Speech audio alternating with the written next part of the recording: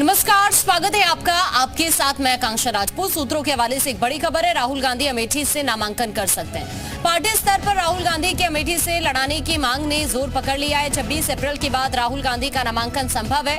दूसरे चरण के मतदान के बाद नामांकन संभव माना जा रहा है। दूसरे चरण में वायनाड का चुनाव संपन्न हो जाएगा। अमेठी और रायबरेली सीट पर कांग्रेस ने अभी तक प्रत्याशी नहीं उतारा है।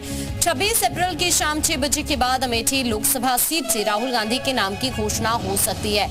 26 अप्रैल को ही केरल के वायनाड में मतदान होगा। अमेठी में 26 अप्रैल से नामांकन प्रक्रिया शुरू हो जाएगी, जो 3 मई तक चलने वाली है।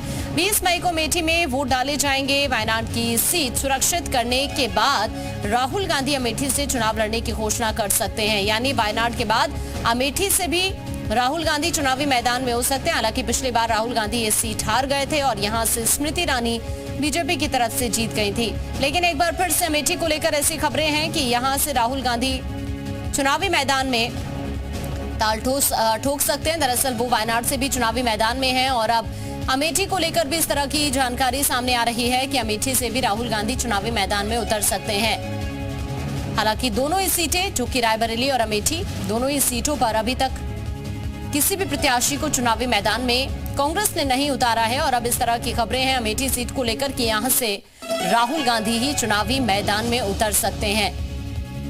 मयूर इस वक्त हमारे साथ जुड़ रहे हैं। मयूर, राहुल गांधी को लेकर खबरें हैं कि एक बार फिर से अमेठी से चुनावी मैदान में हो सकते हैं, क्या अपडेट है अभी?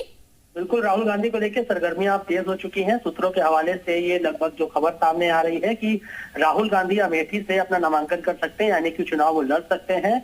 अभी इसलिए नामों का खुलासा नहीं किया जा रहा है कि अभी अगर वो नामांकन कर दें या फिर नाम का खुलासा हो जाए कि वो चुनाव लड़ेंगे तो उनको यहाँ पे ज्यादा से ज्यादा समय देना पड़ेगा, क्योंकि वायनाड से वो चुनाव लड़ रहे हैं। दूसरे चरण में वायनाड में चुनाव होना है, तो दूसरे चरण का चुनाव जब खत्म हो जाएगा उसके बाद अमेठी के नाम को लेकर घोषणा हो सकती है। और यही वजह है कि रायबरेली को लेकर जो बात चल रही है कि प्रियंका गांधी वहां से चुनाव लड़ेंगी, वो लगभग तय माना जा रहा है। दोनों एक साथ ही नामांकन का जो अगली लिस्ट आएगी, उसके बाद जब दूसरे चरण का चुनाव हो जाएगा, उसकी लिस्ट आने के बाद ही ये तय हो पाएगा कि राहुल गांधी और प्रियंका गांधी कहां से चुनाव लड़े। लेकिन फिलहाल जो राहुल गांधी को लेकर जो सूचना मिल रही है वो अमेठी से चुनाव लड़ने की उनकी खबर सामने आ रही है।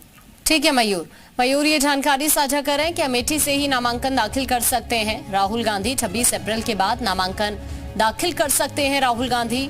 दरअसल दूसरे चरण के मतदान के बाद ये माना जा रहा है कि राहुल गांधी नामांकन कर सकते हैं।